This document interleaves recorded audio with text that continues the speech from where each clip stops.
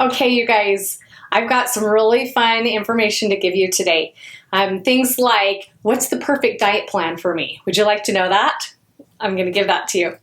We're actually going to talk today about calories in and calories out. Maybe you've heard a lot of that. That would be the CICO. Another way to think of that is energy in and energy out. So there's so many fad diets out there that like to tell us that we can eat as much as we want, that we're going to lose weight no matter what we do, that we can eat all the ice cream and all the treats too. And I'm going to tell you, you can do some of that, as you've seen me post about, but there's more to it than that. I have done hours and hours and hours of research on this because this is a passion for me. Everything that I'm reading says that diet is about 75 to 80% of your overall, or maybe I should say nutrition. Nutrition equals about 75 to 80% of a weight loss plan. So you can do all the exercise, but if you don't eat it right at home, then you're not going to lose the weight, which is why this is something that's really interesting to me. I've had a lot of slow times in losing weight. Like, it doesn't come off as fast as I want, and I want to understand that. So I've done all this research and I want to share it with you. So here's how it goes. We're going to talk about calories for a second and about energy.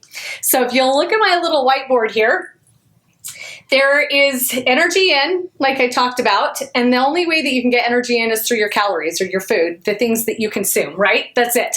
That's all there is to it. Energy in. Then on the energy out, there's a few more things that are involved. The first one would be your resting metabolic rate.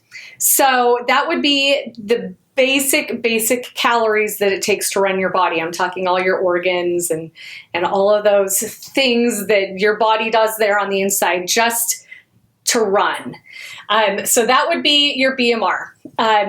And we'll talk more about that in a second. The next one would be the term they use is NEAT, and it stands for non-exercise activities. So you're fidgeting, light walking, anytime that you're moving, that would be considered your NEAT activity. The next one would be just regular activity, like let's say anything that's exercise based. So going to the gym or going for a brisk walk outside or anything that gets your heart rate up and moving, that would be your exercise activity. And then the last one is the thermic effect of your food. So all of those together equal your energy out. So in order to lose weight, it comes down to one thing, and we hate to think about it, but it really is about calories in and calories out. There's no simple solution for that. And every single fad diet, when it comes right down to it, does this: calories in and calories out. If you do a keto diet and you drop your carbs, you tend to eat less food altogether. So there's less calories in. If you do Weight Watchers is calories in, calories out. Any diet that you can think of, the end result is going to be what you consume and how the energy leaves, right? So calories in we can figure out pretty well. I'm going to teach you a little bit about calories out and what you can do to help affect that. But think of it like a teeter-totter. You know how that is, or a balance or a weight scale, right? If one goes down, the other goes up. And you can just affect one of these, calories or your energy in or your energy out, and your balance is going to tip. But the ideal situation is to affect both of these. So your metabolic rate here is about 60% of the total energy out from your body. And there's not a whole lot that you can do to change that, but we'll just put that as our number here. And then you have your non-exercise and your exercise. These can be affected. These are things that you can change. And then your thermic effect of your food is about 10%. So those two together, so the last 30% comes from your non-exercise and your exercise activity. Those are the things that we control for our balance, right? Increasing for energy out. So what can we do? I mean, we know that we can exercise more. We know that we can move more. So when Mark and I tell you to get up and move every hour that you're at work, that's one way that you can do that. Less sitting at home, more things that just cause you to be moving. So that's how you can affect your non-exercise activity. With your exercise activity, more time at the gym. So those things can be affected, and we talk a lot about exercise and all that. So you know what to do with that. What about your thermic effect? I want to talk a little bit about this because it's fascinating. So with that 10%, we talk a lot about macros, what to eat, right? And I want to go over just a little bit of what a macro is. Macros are the basic nutrients that your body needs to run. So your proteins, your fats, and your carbohydrates. So there's something interesting in your thermic effect.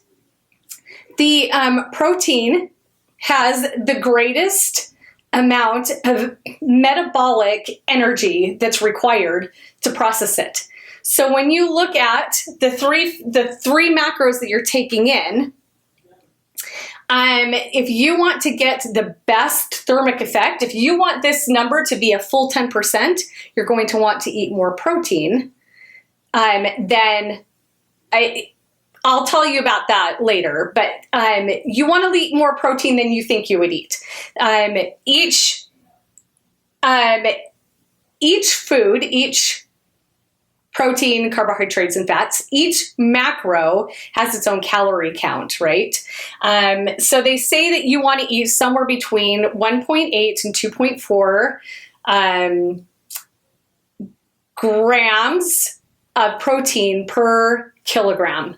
And that's something, when we calculate your macros for you, when we help you with that, we can help you with more specific numbers. But if you're not eating between that 1.8 and 2.4, your body is not getting enough of the protein that it needs to regenerate your muscles.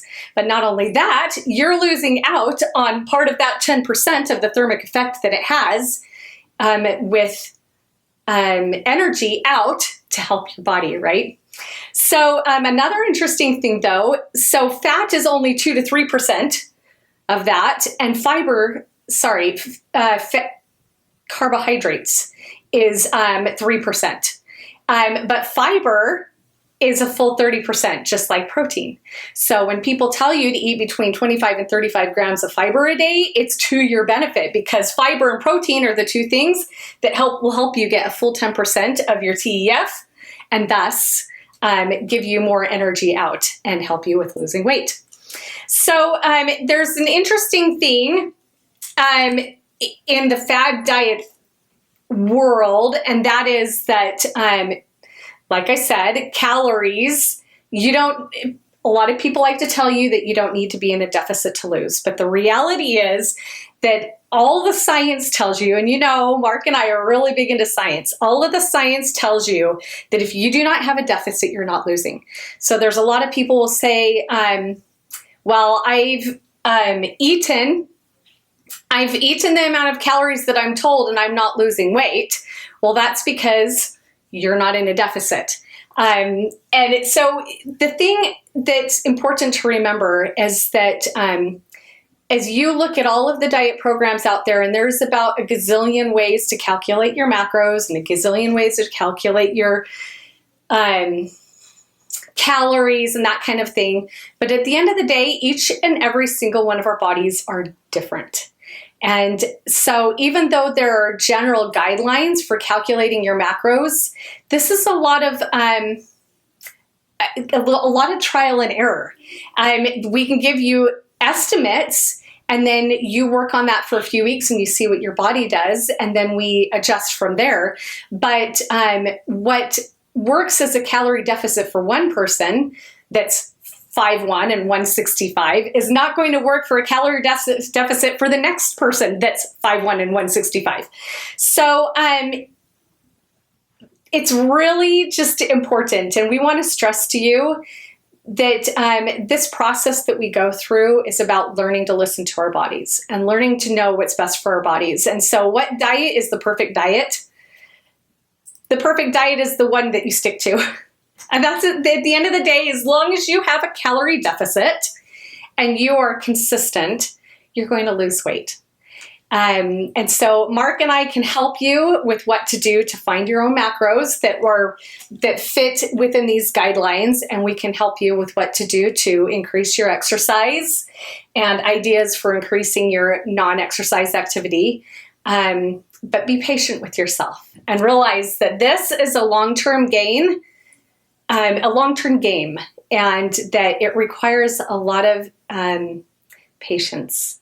So anyway, hopefully this helps you. Hopefully you've learned something fascinating with it. If you have any questions, make sure you comment below, and always ask us questions so that we can help you with understanding your body and understanding this whole process. And we will talk to you again really soon.